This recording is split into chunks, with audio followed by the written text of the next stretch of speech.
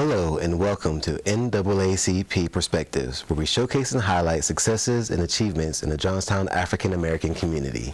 I'm your host, Ron Fisher, and joining me today is Elaine Adams, local historian. Thank you, Elaine, for joining me today. You're welcome.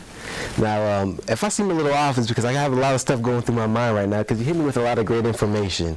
You know, Elaine is joining us to give you, our viewers, a little bit of our unknown best-kept secrets. You know, and that's what I love about this show is it's a great platform to educate our viewers on some of the history that our town has, because at the end of this show, history will not be a mystery after this show. So before we go into what you all have brought today, which is a lot, because like I said, my mind is still spinning right now from some of the stuff. I was just reading a letter from somebody who actually had somebody who was trying to get to Pittsburgh from Somerset. They actually had somebody who escaped slavery, it looks like, from what I was reading, and they were being held by somebody in Somerset in hopes to get them to Pittsburgh into more freedom. So that's what I've been reading before we started the show, and that's the kind of information that Elaine brings with us today. So before we get into that, though, Elaine, tell us a little bit about yourself. Are you from the area? I'm from the area. I lived in Moralville till I married, and then I traveled all over Cambria County, basically, and I'm in Davidsville now. In Davidsville. Okay, so you traveled a little bit to come out this evening. Good thing it wasn't snowing that bad, right?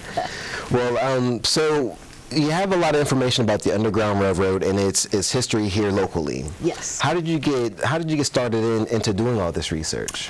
Well, a man in Ohio wrote to our group, and he said, I'm doing my family history, and it comes back to Johnstown as black. Is this true? If it is, I don't really care, but, you know, are there two families, or am I on the right trail? Mm-hmm. So I thought, I'm going to the library, I'll get a couple obituaries and send them off, and we'll be done. That was 12 years ago, and I'm still looking. So what actually happened with that case? Did you find the information he was looking for? Yes, he is part of this family, and the history of this family was so interesting. And then it tied into Johnstown, it tied into the American Corps Volunteers, and I just had to keep going. And I think now we are going to have an African American room at the Heritage Center in Cambria City. And I am donating, of course, all my work. That's great, because, you know, and the Discovery Center is a great place here in town, but it seems like it's missing something. It seems like it, and it's the same thing that's been missing when I was learning about history in high school, and the same thing that was missing when I was learning about history in college. It's just missing something. So I was glad that people like yourself are finding what was missing in history. You know? They said the black man wasn't in this area, which is a total lie. And when I went to school, I thought every black man was enslaved, and that is not true. No, not at all. In 1790, Pennsylvania had almost 6,000 free black people living here. Really? And that's a lot. That is a lot. And before we started the show, you were mentioning something about the Johnstown flood and how it was noted that there were no... They said no African Americans were lost in the flood, but that's not true. And that seems kind of crazy to even hear that statement, you know? I mean, with so many casualties in that flood, you would think that we could come up with one name, two names, but to have none. Yes, and there are quite a few that, you know, were missing. I think only one or two were recovered and buried, but still, I don't think they're on the rosters yet. Yeah, that's interesting. That is. So, I mean, we can have that posting in the African American room. Mm-hmm. Now that's going to be partnered with the African American Heritage Society then? Yes. Okay, so they're a new local organization here in town is going to be actually held in the Discovery Heritage Center in the West End section of Johnstown. Yes. Okay, so you have a lot of stuff here with you. So what have you been spending your time on lately? Lately, just digging in old records. Like I said, finding very fascinating information about the people that lived on the hill. I never knew that community existed. No, the Hill. You're speaking about the Laurel Hill. Okay. Yes. Now that's when in the West End section Yes. of Johnstown. Okay. Yes. And in fact, there's a military road that I discovered that goes from Fort Bedford to Ligonier. And when I say Fort Bedford, you're probably thinking of the fort in Bedford. Yeah, pretty much. But actually, Queen Mahoning Township in Bedford is located, or was located, right where Hiram Andrews Center is today. That was Queen Mahoning Township, Bedford at one time. Really? So you have to dig in the old history, look at old maps, sneeze a lot, continue digging. And you will find fascinating information. Yeah. Let's speak a little bit about that information you're finding. Tell me something that you found most interesting about your research. The black families were very prominent and really received a lot of respect. And 2 black men went off to the Civil War with George Cavode and the 4th Cavalry. And John Brown has the 4th Cavalry on his tombstone, and everyone says, oh, it had to be a colored troop. But he served in the white unit until George was killed. And once George was killed, then he went with the 54th Massachusetts. But if whoever was in charge of the unit, like George Cavode was in charge of the 4th Cavalry, if they paid the black man's wages, bought his uniforms, supplied him with everything he needed, then he could go to war with them. So you know, you're not going to take someone to war with you if you don't trust them. Right. These were respected men. One was John Brown, and the other was Orange Dorman that went off to war. And you actually showed me an obituary. I don't know if you put it up or something, but it was actually a full page almost obituary. And that goes to show that the community embraced them. Oh yes, and like I said, they were prominent, very prominent people. They fought in the Civil War. They went off to World War I. They fought, just like the white man did, but in a black unit. That's interesting. It really is. So with your research, because just recently we found that the Underground Railroad actually has some history going through this area. Yes. So with that being said, we're finding out that there's a rich history here locally. It really is. And you've done a good job of collecting a lot of artifacts from this history. So what kind of information do you have, or what kind of artifacts do you have with us today?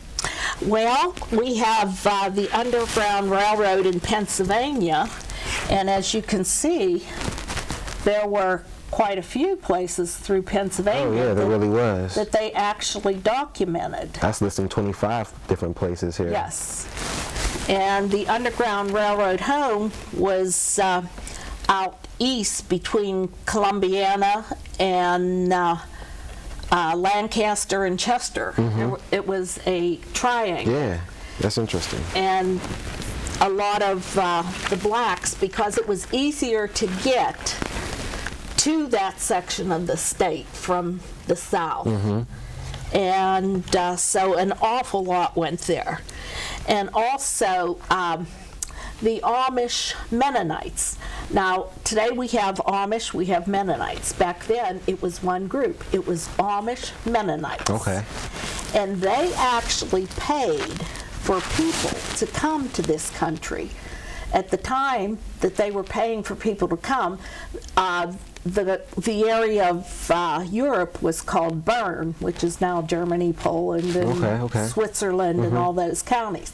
They actually paid for these white people to come to Pennsylvania, and they would set them up. Their first landing was Lancaster, and from there they were sent down west, or they were sent east to Ohio.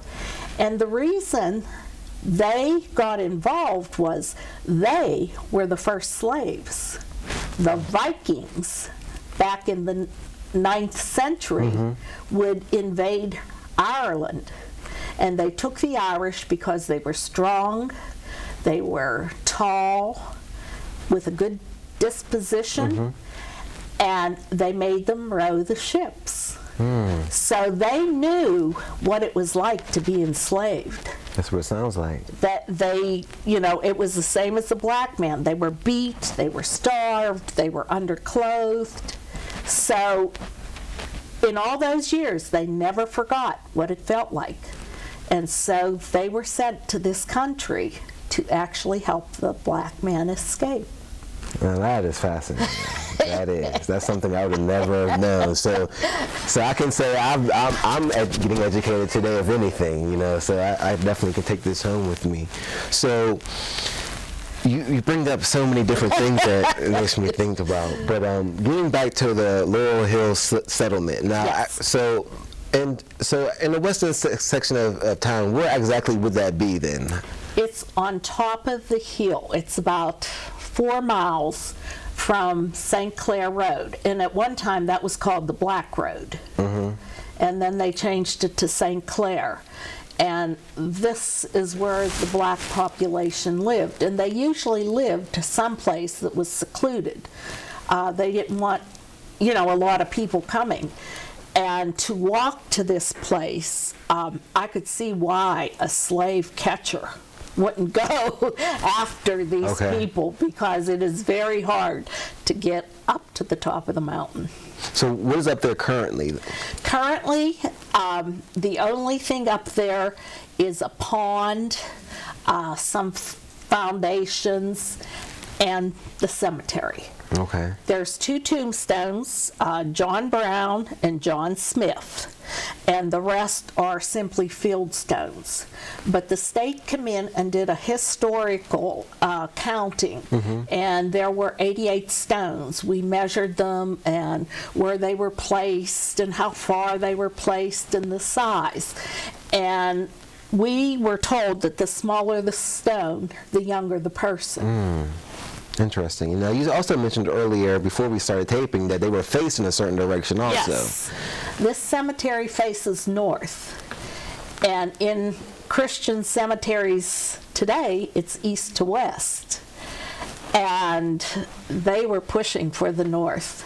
Interesting. And every grave is facing north. That's great. That is. That's a story in itself. Yes. That is.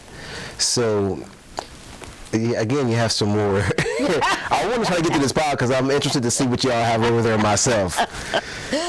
So what else interesting do you have over here? 'Cause I really, honestly, myself, I get into reading some of this stuff. I can't say I'm a history buff, but I get interested to see what came before me. I feel like you can't get where you're going if you don't know where you've been. I feel like a lot of youth today don't know where they're going because they don't know where they started, Yes. So I like to pride myself in at least knowing some of the history. I feel like I'm like 2 steps from going on Jeopardy, but I don't know those $1,000 questions. And I think that's where it might start off at, so I don't really have too much to go with. But I like to pride myself in knowing about the history, especially history that's local, Yes. And I really feel like we learn so much about history, but there's so much left out. There really is. I'm the type of person that when I was in middle school, I remember watching a movie and I just had so many mixed emotions that I ended up writing a letter to the school board saying we need to have Black history. I don't really think I got what I was looking for, but that just goes to show what kind of person I am. So when I see stuff like this, I kind of like, it's like Christmas. Like I'm trying to go through all this stuff real quick. So please share with us with some of the interesting stuff that you have there. This is Indiana County, documented places in Indiana County, and Blairsville does have a center. I don't think it has regular hours. You have to call.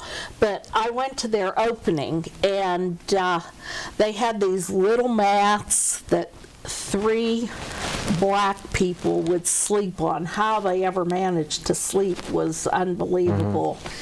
And they had these bins of corn, and the children, as young as 18 months, had to grind corn. 18 months. 18 months. And as soon as they could toddle, they carried produce out of the gardens, and they tugged on baskets of cotton, and unbelievable. That is unbelievable. And a lot of them the little guys were employed as playmates for the white people, for the white children. Okay. And some of the slave narratives are very good with recording that history, because one black woman said she never realized what life was like for other blacks because she lived in the master's house. The master's daughter and her were the best of friends. She was the wet nurse for the lady, and then when she became ill, the white lady took on the position of wet nurse for her. Which, and till the day they died, they were like sisters. Really? So she never really saw the other side of it. Yes, she was quite shocked when she, read some of that stuff. I'm sure. And I mean, we had black people voting in 1838, and then Congress took their privilege away, and they weren't allowed to vote anymore. But the black men in Johnstown voted. They owned homes. They owned businesses. They had businesses on Main Street. That's pretty impressive. Yes. It is, because in my mind I'm thinking, what is the excuse nowadays? If we can make it at a time when we were meant not to make it, why are we not striving to do better now? So, but go ahead, carry on. And children have to have pride. That's why I kind of partnered with Claudia Jones. Okay. Because she said so many of the black children, they're referred to as biracial a lot of times, but she said they have no idea where they belong. And I found that true. One little girl that was friends with my daughter, she said to my daughter, "Feel my hair, feel my hair." And my daughter said, "Yeah." And she said, "It's not like a colored person's hair." She said, "But if I keep it permed," she said, "the black people will accept me." And this is 1980. Come on, we gotta get moving here. Yeah, that's it's interesting how some parts of the country and some families and mindsets have moved forward. It's 2014, but yet some people's mindsets are back in 1420. That's true. And then there was Godfrey Wilmore. Do you know about Godfrey? No. Okay. Godfrey Wilmore was a slave. He was married to a white woman. She was Irish, Mary. And he bought Mary and his children out of slavery. And a lot of the black slaves, if they had a good profession, they were rented out. And a lot of times they were allowed to keep that money. And that's what he did with his money. He bought his family and came to Pennsylvania. And he discovered Wilmore. His last name was Wilmore, and the little town of Wilmore was discovered by him. And later on, the generations didn't know that they went back to blacks, and they were quite surprised when they found that out. That is interesting. And Prince Gallitzin was very, very friendly with Jeffrey, because he said he was such an educated man with a brilliant mind. And even Prince Gallitzin, he married coloreds, which was against the law. They were not allowed to marry until 1864. And that month, 9,000 black people, or couples rather, in Pennsylvania married. But there were some ministers, and you will find in Old Orange Dorman's obituary, he was married in a Dunkard church, which is the Brethren Church today, back in 1840. And these ministers could actually be put to death or tried or whatever, but the majority of them didn't care, and they simply married them, noted in their records that they used the word colored. And these records do exist. That's interesting. Can I see that for a second? Sure. Oops, sorry about that. That's okay. And it looks like you also have some Tribune Democrat articles over there as well. Yes. This is a local about the Laurel Hill settlement.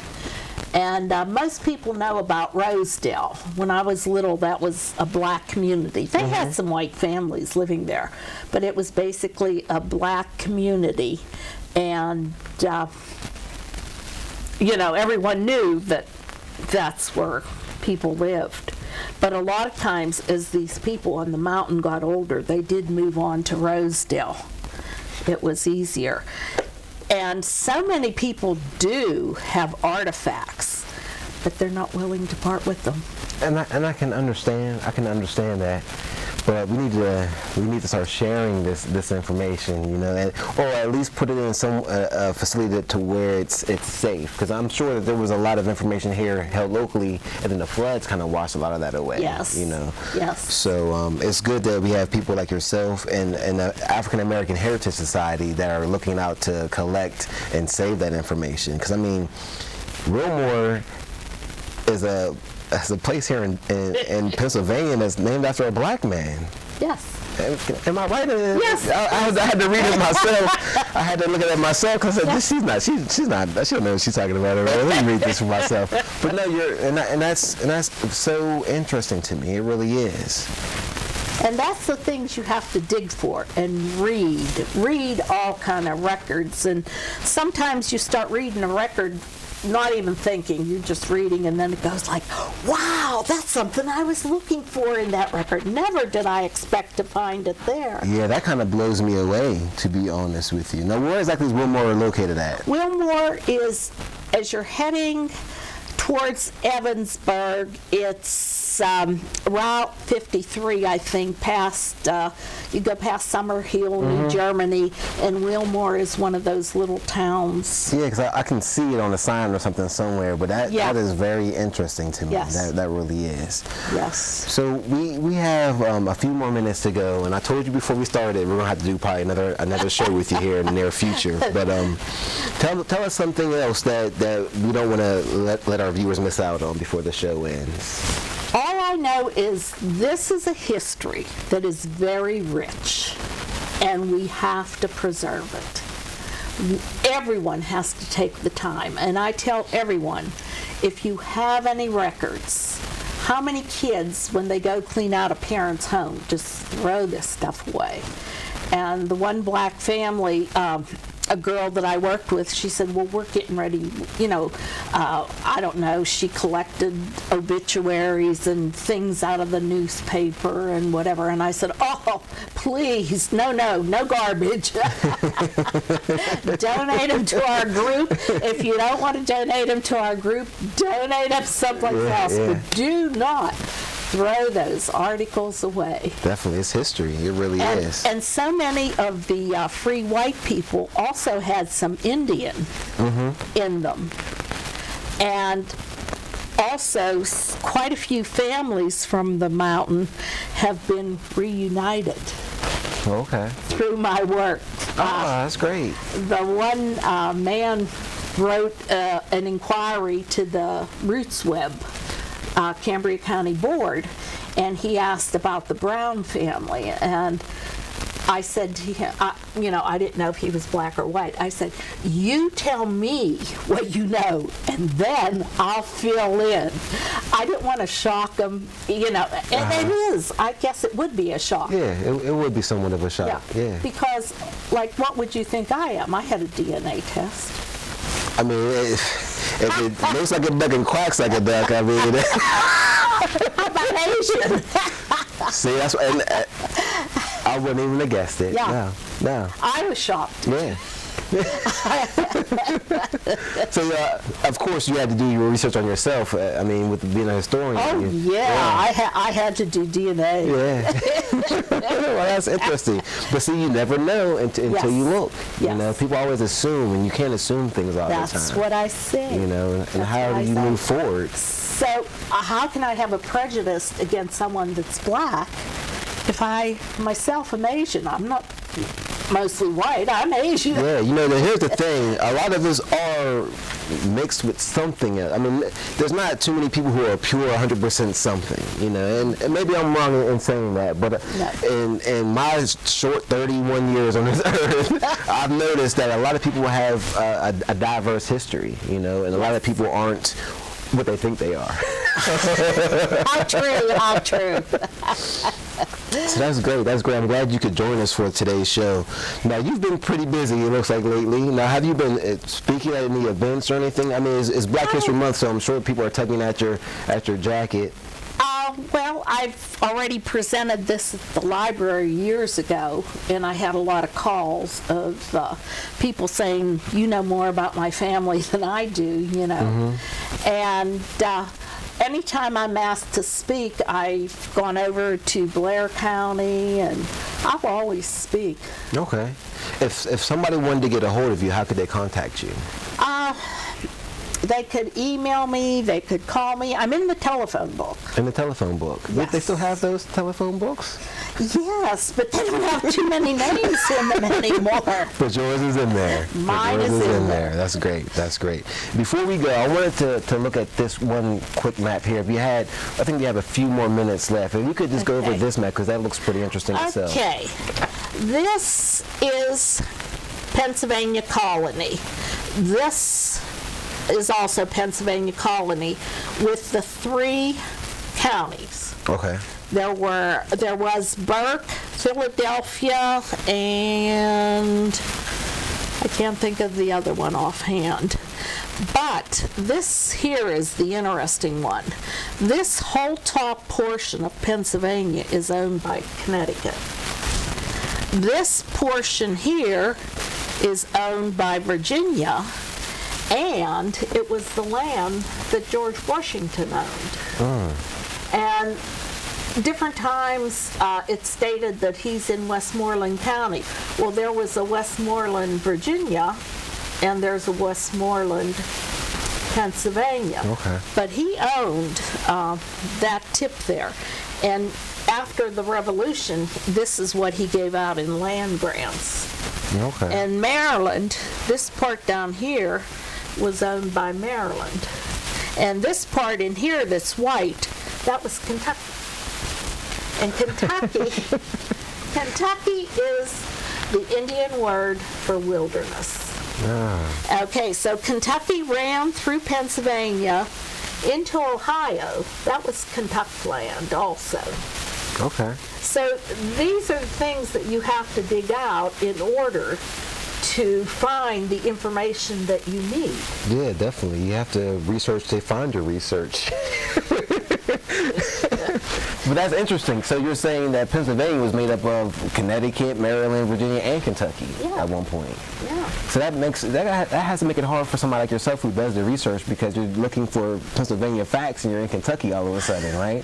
Well, when I was in school and they told us about Bedford County and the Adams family going from here to Bedford overnight, I couldn't understand how they could get to Bedford and back in those couple hours. It would take a day and a half or 2 days. And you have to realize that this was Bedford County. So they were here. Yeah, And they were simply going to the forts. And Bedford had 4 forts in Elton, PA. Okay. In that area. So they simply were going to those forts in Elton. They weren't going to like what we think Fort Bedford is now. That's great. I mean, that's a lot of great information. And unfortunately, we have to end this show. I think there's 1 minute left. So